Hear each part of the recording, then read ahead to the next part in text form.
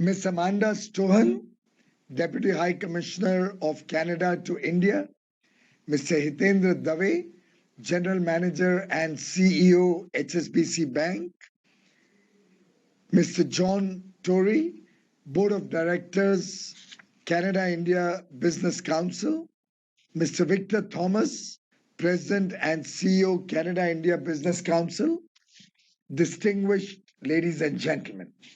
Truly delighted to join this 11th edition of the Canada-India Business Forum. I believe this forum is an interactive platform for Indian and Canadian businesses to build strategic partnerships.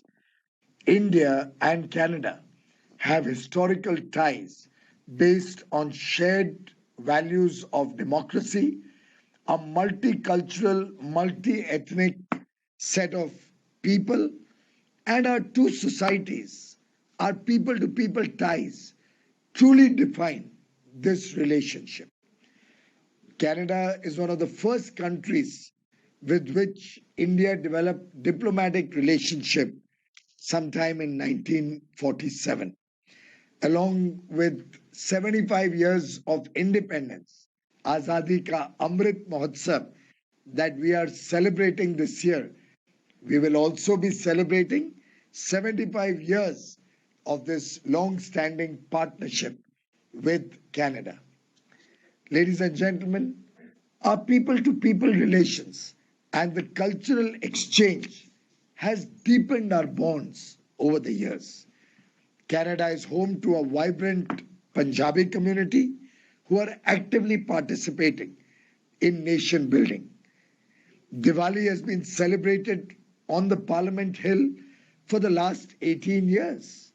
The mayor of Ottawa has announced 2nd October as Gandhi Day.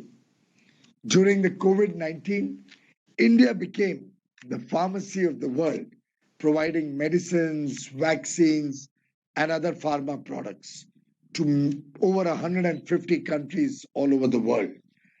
We have assured full commitment in supporting Canada's vaccination efforts and will continue to make sure that all the countries in the world will receive vaccines.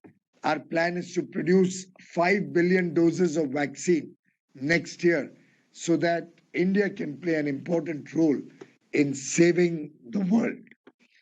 The Prime Minister, His Excellency Mr. Trudeau, had said, and I quote, "If the world managed to conquer COVID, it would be significantly because of India's tremendous pharmaceutical capacity and Prime Minister Modi's leadership in sharing this capacity with the world." India itself, with a large population, is implementing one of the largest vaccination drives.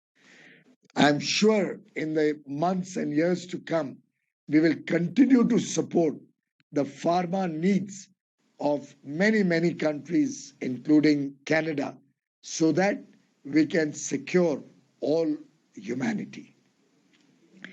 I'm very delighted that Canada has also announced that it shall recognize the Bharat Biotech indigenously developed and produced Covaxin from 30th of November. Our business relations too have grown in strength over the period of time and developed into a strategic partnership based on the principles of trust. Canada is home to a large Indian diaspora with probably over 1.5 million persons of Indian origin living in Canada. Many Canadian companies have chosen India as their preferred business destination. I am told over 400 companies, Canadian companies, have a presence in India, some of which are the Sun Life Financial, McCain, Bombardier, which used to work for the railways, and many others. McCain French fries are highly popular among the youth of India. I am delighted that the Canadian pension funds have pledged over $55 billion in investments between 2014 and 2020, out of which over $32 billion have already been realized.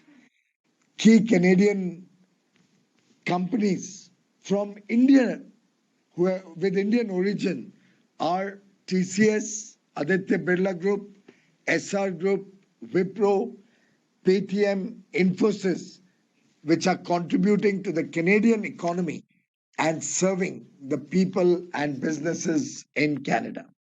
During my visit to Sorrento, Her Excellency Miss Mary NG and I discussed the possibility of concluding the India Canada Comprehensive Economic Partnership Agreement in two stages: an initial interim agreement covering goods and services, deeper economic partnership in several sectors, and a much larger and comprehensive complete agreement at the second stage a little later. This way, we can harvest the low hanging fruits and areas of mutual interest and provide opportunities to our businesses on both sides, Canada and India, and enable greater degree of trade in goods and services. Few rounds of discussions were held before the elections. We now hope to take it forward on a fast track basis. The bilateral trade in goods and services with Canada currently stands at about $10 billion. Key exports from India include pharmaceutical products, iron and steel, chemicals, gem and jewelry, nuclear reactors and boilers.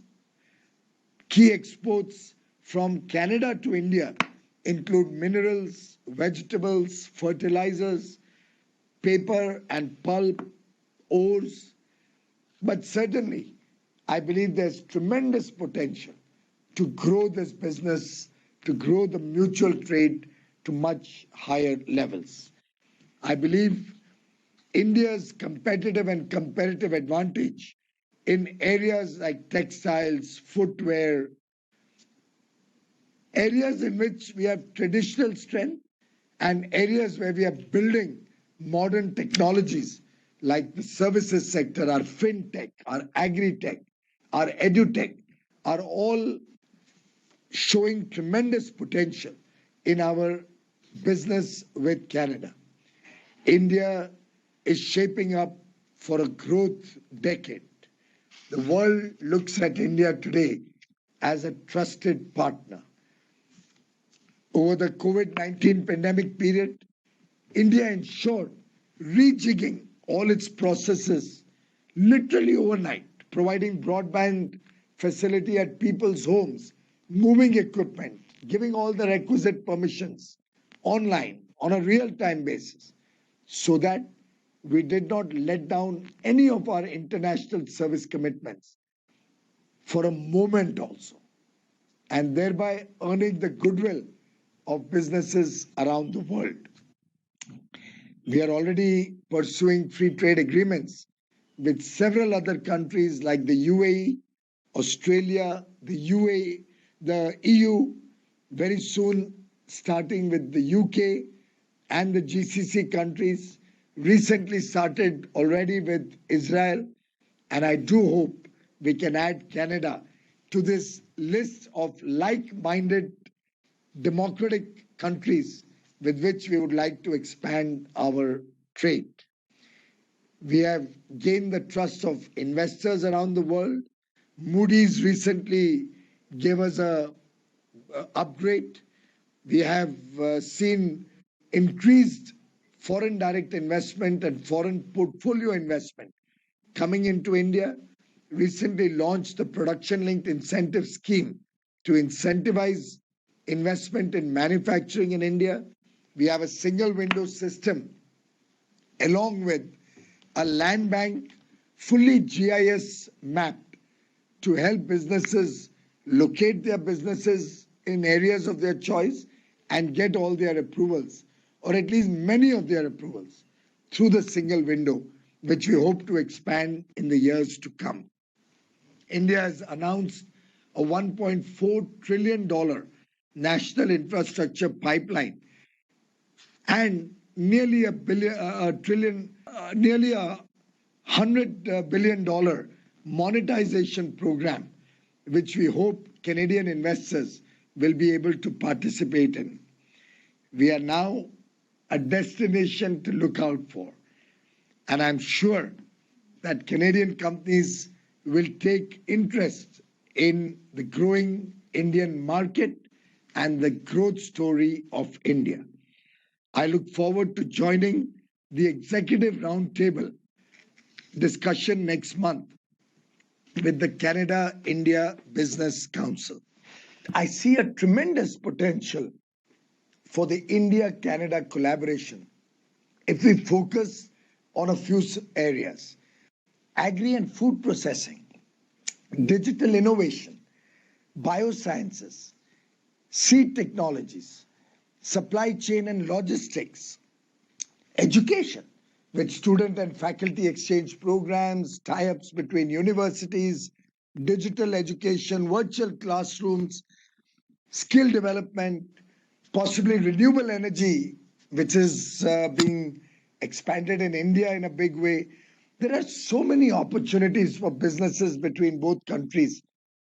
And I invite all of you to participate in this very, very important engagement between Canada and India.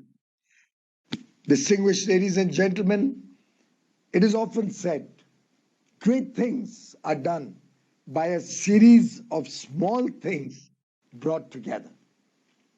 The India Canada relationship is poised to achieve greater heights, and our repeated engagements show true intention to materialize the same and capitalize on every possible opportunity. Today, India and Canada want to work towards ensuring a better and brighter future for the people of Canada, for the people of India. My best wishes to all of you, and my best wishes to the Canada India Mumbai Business Forum. Thank you very much, ladies and gentlemen. Namaste.